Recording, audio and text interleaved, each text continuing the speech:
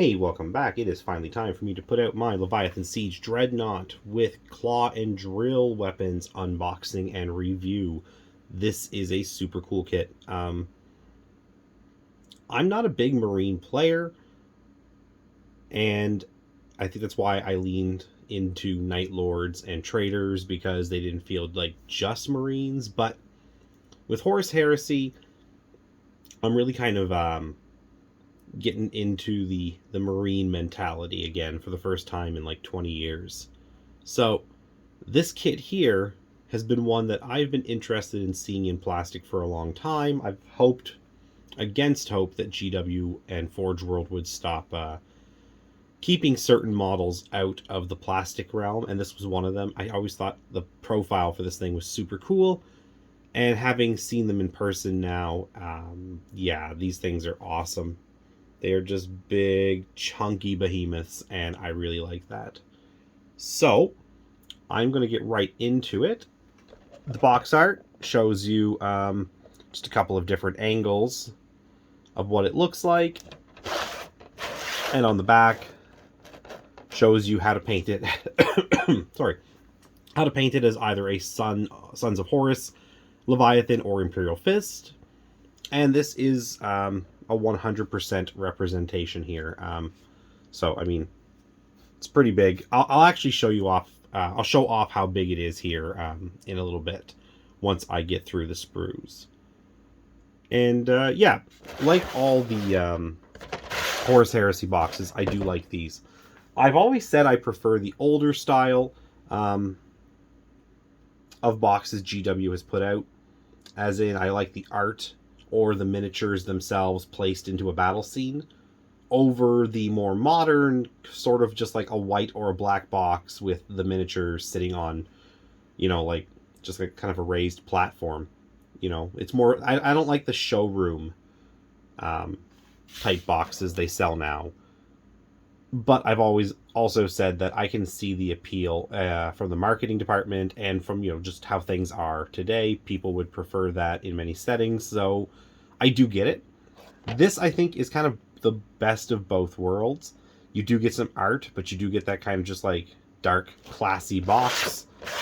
And you still get to see the model painted up in a nice big picture on these boxes. So yeah, I really like these. I am going to now open it up and pull some sprues out. So just let me fix up the camera angle and I'll get into this thing.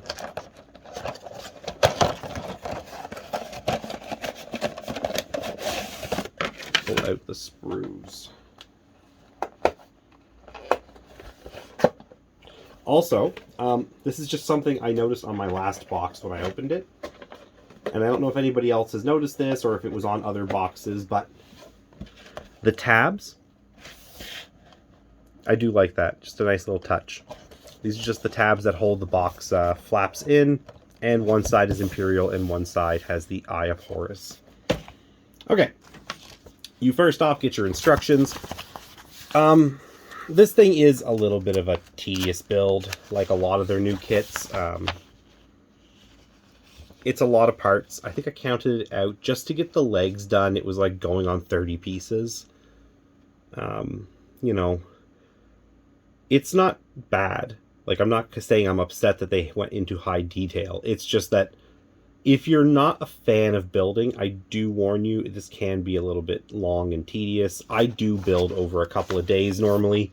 I'll build sub-assemblies and just come back to it.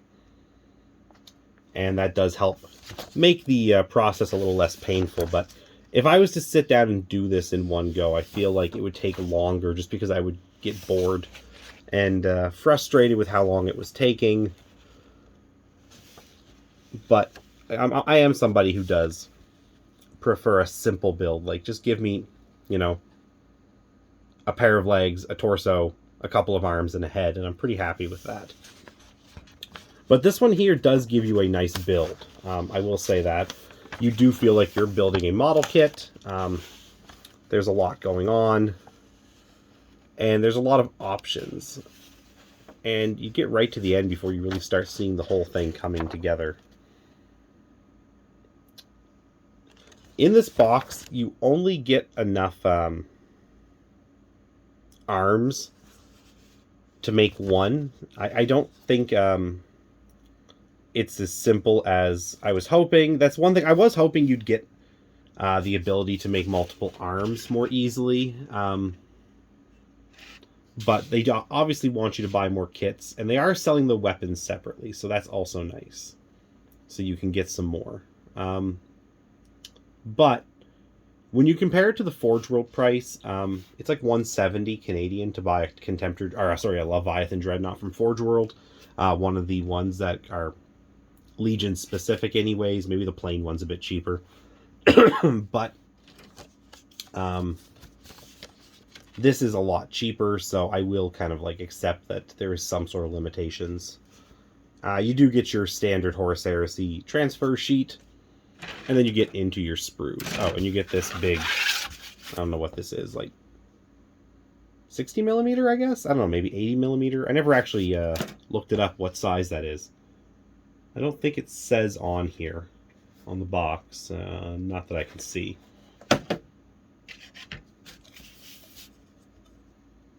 I think that's bigger than a heavy weapons team base, which is 60. So I'm betting this is like 80 millimeter.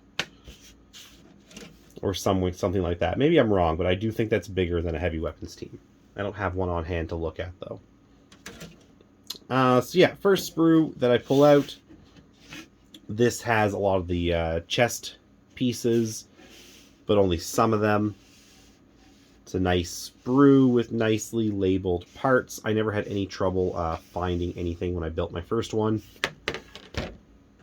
And here is, I believe, the majority of the torso that remains that wasn't on that other sprue. Again, it's just nice and neat. I also do appreciate how big the pieces are.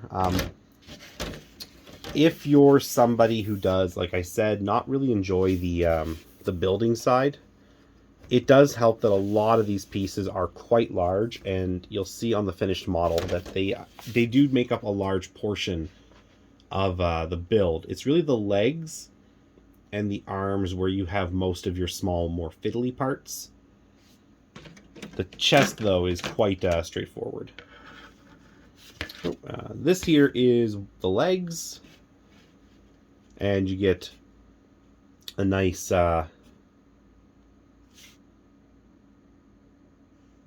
again laid out sprue, and these pieces are also quite large. I really can't stress enough how much that does help. When you get a box like this and it has 4 sprues, it's definitely at times, like when you look at this, like this is the weapon sprue. That's a lot, but you do only need like half of this. So, like, you're not going to build all of this most likely unless you get the extra one so that you can have more of the hand parts, so you can have the swap outs. But you can also magnetize. I didn't bother. I do plan to have 3, so I figure if I have 3, I'm not going to really care about the weapons loadout. Worst case, I can always go back and rip it down later and replace something if I really wanted to. But having looked at the weapon profiles, I think I have the mix in my head anyways for a Talon of 3 of what I'd want them equipped with. So those are your sprues. And it's what, 4 sprues? I think that's what it's supposed to come with. I think it's 4 sprues. Be awkward if I forgot there was 5 and then it turns out that I am missing one, but I don't think that's the case. So this here is the one I've built so far, and just to really hammer home how big this guy is, that's the Contemptor that came with the starter set, and you can see that he is a lot smaller. And if I were to reach into this box and pull out a Marine who has lost his gun, I guess that happened in the trip back from my mini vacation. I didn't realize. Oh yeah, it's in there. I can see it in the foam. Well, that's awkward. Anyways, you can see, I mean, this thing just dwarfs Marines. And that's basically what I was hoping for with this Dreadnaught. I mean, I knew it was big, but I had never seen one in person, like I said.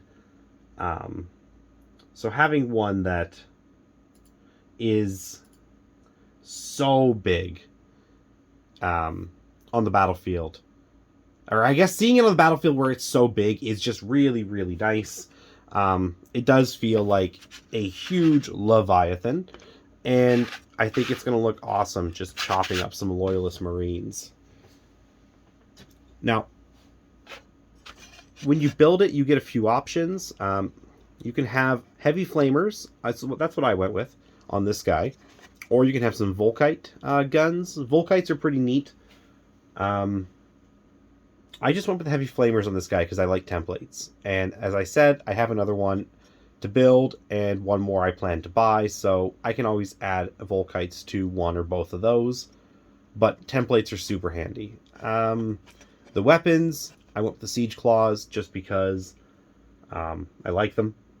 And they're the included weapon. And this thing's already expensive enough, so I'm trying to limit how many points it costs.